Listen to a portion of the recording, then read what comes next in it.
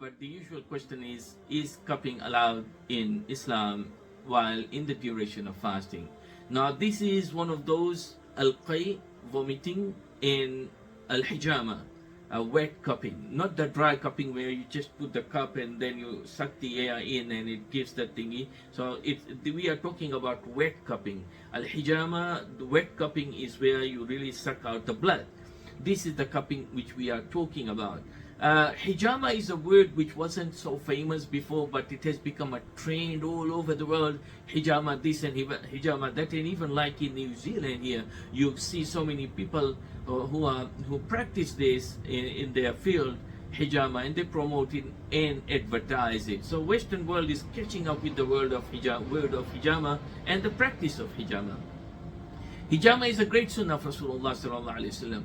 The reason for this ikhtilaf, differences, is due to the hadith which looks like contradicting. One, that after al-haji wal-mahjum, which has been mentioned in this question, that the one who practices hijama and the one who is the patient being practiced on, both of them, they break their fast. And the reason has been given why Rasulullah mentioned that, alayhi salatu wasalam. I don't want to go in the depth of that right now.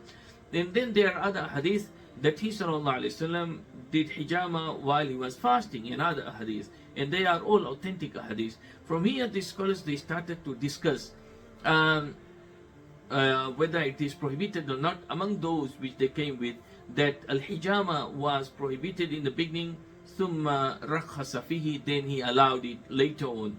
And this looks like a more valid way of presenting and combining between the two seemingly contradicting hadith.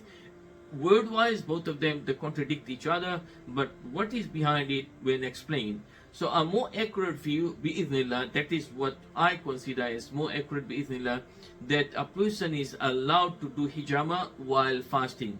Whether you are the practitioner or you are the patient who needs to have hijama, regardless of whether you are fasting or not, regardless of whether that person is Shafi or not, it doesn't matter. The more accurate view, bi'idhnillah, is that it is something which is allowed. So it's okay to do hijama. That's point number one. Point number two, even if you are of the view that no, it breaks the fast, but the person who comes, he considers that it is not, so you are doing it on them, that is also not an issue. Wa barakallahu feekum.